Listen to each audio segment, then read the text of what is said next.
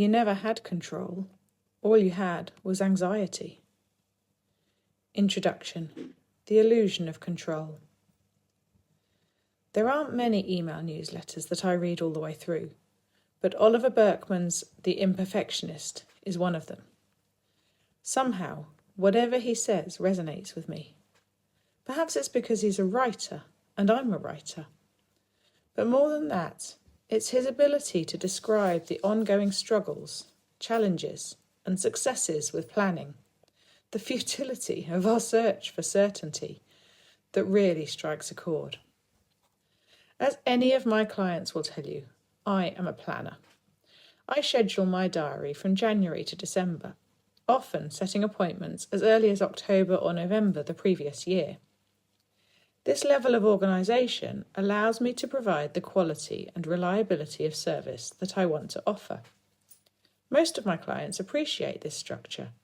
They value the security of knowing their horse's physiotherapy appointments are scheduled, ensuring regular check-ins to catch problems early. This system allows us to listen to the whispers before they become shouts, working as a team rather than feeling alone in the responsibility of their horse's well-being. But this planning isn't control. It only gives me a sense of security, allowing me to relax into my work more easily. And that's where the quote by Elizabeth Gilbert, "You never had control, all you had was anxiety," rings so true. The more we strive for control, the more we feed our anxiety.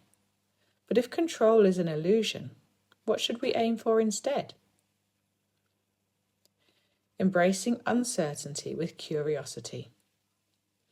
In a recent post, Oliver Burkeman mentioned a book by Anne Laure Lecomte called Tiny Experiments. I haven't read it yet, but it's on my list, as is almost anything Oliver recommends. The idea of tiny experiments resonates with me. I spent a day in January putting together a life plan based on the book Living Forward, and one of the key themes I identified for myself was the importance of living with curiosity. But how can I live with curiosity if I cling to control and certainty? Certainty and curiosity seem to cancel each other out. Like so many of us, I struggle with uncertainty. My natural inclination is to have everything perfect before releasing it into the world.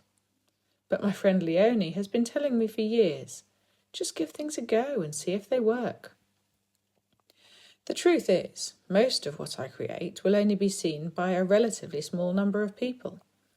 And those who do engage with my work, whether it's writing, teaching, or physiotherapy, are likely to be supporters. They aren't analysing my punctuation or scrutinising every turn of phrase.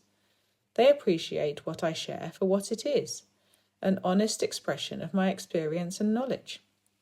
And if they do judge, well, either that's a moment of learning for me, or their opinion isn't one I need to hold on to. None of us can please everyone, and it's futile to try. The freedom in letting go. I think that's another reason why I enjoy reading Oliver Burkeman's work.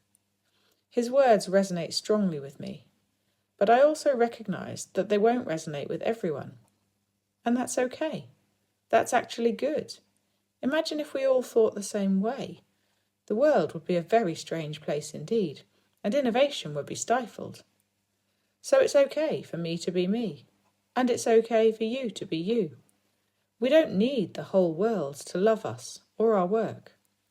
We can be curious, experiment, and take risks.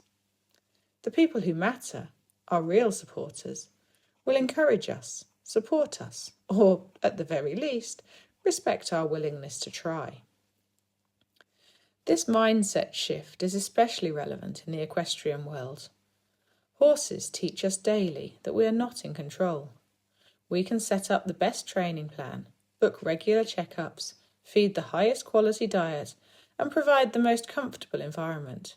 And still, our horse may develop an issue or behave unpredictably. If we cling to the illusion of control, we will only feel frustrated and anxious when things don't go to plan. But if we embrace flexibility and curiosity, we allow space for learning and growth.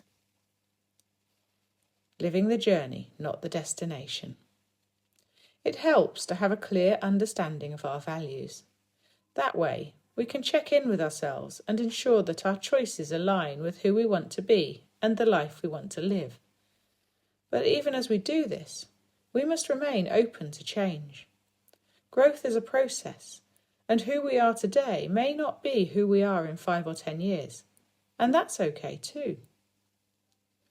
Too often, I find myself working towards an end goal, forgetting that it's the journey that matters.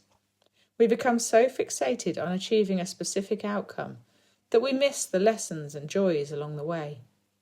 Horses remind us of this truth daily. They don't dwell on past mistakes or worry about future plans. They exist in the present moment.